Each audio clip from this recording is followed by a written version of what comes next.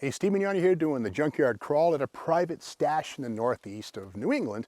Thanks in part to High Octane Classics for underwriting this particular episode. Now this is a 1964 Chrysler 300K.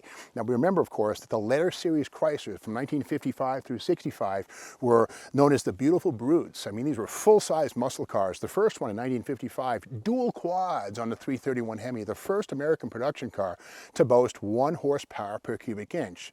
That and the 57 Chevy fuel injection 283, you choose. But 1955, the C300 was the beginning of the letter series, which went all the way through the 300L of 1965. But check this out, 1962, there was no 300i. Chrysler skipped I in 62 for fear of confusion with the 301. They just wanted to keep the letters going. So there was no 300i in 62. They skipped the letter I. But again, the 63 and 4 were the 2 years that the 300 letter car was based on this styling cycle. Now this takes some of Virgil Exner's flying wing motifs, but tones them down with a nice dose of Elwood Engel, who came to Chrysler from Lincoln Mercury and Ford division. But again, this one here, being a 300K, has well, a little bit of decontenting.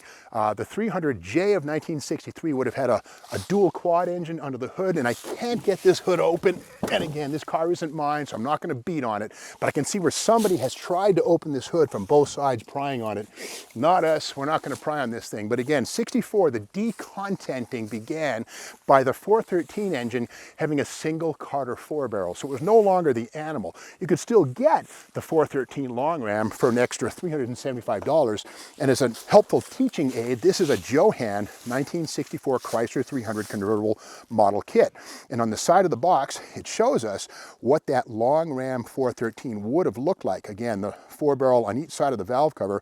This carb feeds that bank, and that carb feeds this bank. And basically, it's a cheap form of supercharging without a belt, without a turbo, without any extra heat.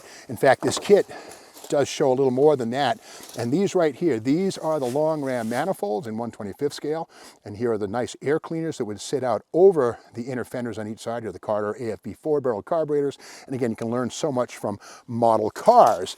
But again, this one here is a 300K.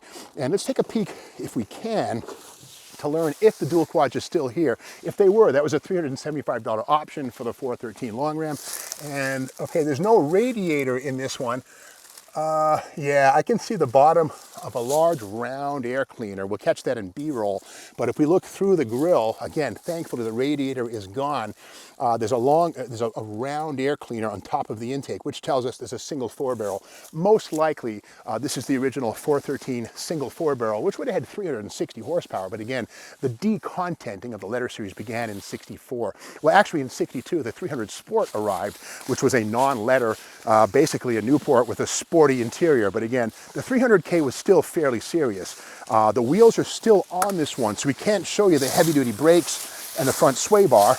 But again, this would have, K would have the upgraded suspension for sure, including leaf springs and bigger brakes. And to that whole K thing right here on the B-pillar, the letter cars got that. And of course, there were 3,647 Ks built in 1964. 625 were convertibles, but again, the vast majority were two-door hardtops like this one here. So we'll take a walk around the back here. And we can see 1964, again, second year for the styling cycle. Gone were the sharp edges here, and the round taillights of 63 were replaced by vertical rectangle lights in 64. But again, 2 years only for this particular styling cycle. Still rode on a 122-inch wheelbase of 62, but was 3 inches narrower. Again, that was the input of Elwood Engel, who came from Lincoln Mercury and kind of brought a little bit of understatement to the design. And again, on the trunk lid, 300K right there. And again, in total, 3,647 Chryslers got to wear that mighty K. Of course, that told you there was nothing less than a 413 4-barrel under the hood. So Shane, if you want, you go to the driver's side, and I'll meet you inside, and we'll look inside this 64 300K and discover what goodies are there. And we can see, of course, standard bucket seats and center console in all 300 letter cars like we see right here. And it's kind of cool. The shifter right here, very sporty for a full-size car. How cool is that? And 1964, under the floor of this thing, would be the final year, or actually there'd be a cable-operated 727. And again, here we'd have, this is the performance indicator. It's a vacuum gauge, essentially. With the $375 413 long ram, that becomes a tachometer. Another bit of decontenting was in the instrument cluster. For 1964, the K got the same 120 mile an hour speedometer as did just a regular Chrysler 300 or Newport. The 300K with the 413 performance engine went to 150, and all 300s in 64 got an oil pressure idiot light here, whereas in 63 there was an actual gauge. So the decontenting was on.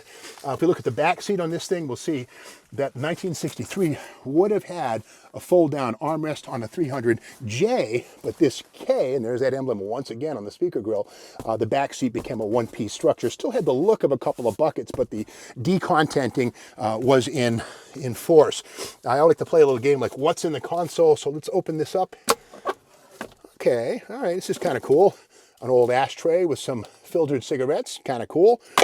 A 300 logo right off the door panel. This probably would have gone right over here. There she blows, right there, 300. And, oh, a pack of Camels, I guess, something like that. I don't smoke, but the owner of this car was a smoker. The key is still in the ignition. Look at this. The Pentastar key, the logo right there. We can see that's the Chrysler Pentastar formed into the key. And of course, on all Chryslers, the key teeth go up. So let's give it a turn and see if she fires up. Nothing. That doesn't surprise me. But again, inside this one, the foam dash, kind of a safety touch right there, upper and lower, and an asymmetrical design. Again, a remnant of Virgil Exner, where in the driver's side, the effect of a cowl is more pronounced on the driver's side. Again, no push buttons in the Chrysler 300K. You'd see those in the Newport. Again, these are all about sport, all about that automatic on the floor. Now let's go back to the tail of this puppy and continue learning. Now this is a great book here. This is from Volose Press, The History of the Chrysler 300, Pedigree, Power, and Performance since 1955. And I got to say, the modern era, the 2004, 2005 300, the C300 with the 5.7 Hemi, and of course the 6.4s, the 6.1s, awesome stuff. I never thought we'd see rear-wheel drive, Hemi-powered Mopar Chrysler letter cars again, but well, here they are. But back in 63, 64, there we go.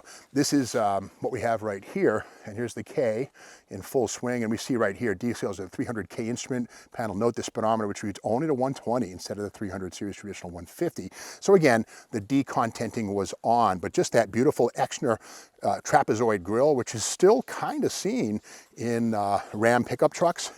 And here's a convertible here, and kind of cool. But here we have the optional engine right here. Again, this is the Firepower 390 with the dual Carters on a long ram manifold, much wilder camshaft, more lift, more duration. So again, $375 would turn this 300K into a worthy successor to the mighty letter cars of the 1950s. Now, of course, by 1965, the final year for the letter series, the 300L, a whole different design, more tasteful, far more Elwood angle than Virgil Exner, but under the hood, no engine other than the 413 4-barrel, same engine found in an Imperial, but with dual exhaust. And again, 4 speeds were possible in these things, 64 and 5, but the vast majority were automatics, as we see here. So again, the next to last year, right here for the mighty 300 letter series, the 300K scene, and a nice private stash here in the northeast of New England. Anyway, if you like this video, be sure to subscribe to the Steve Maggs YouTube channel, ring the bell. We'll let you know when the next video comes, which is tomorrow morning. We never miss a day. Till then, see you later.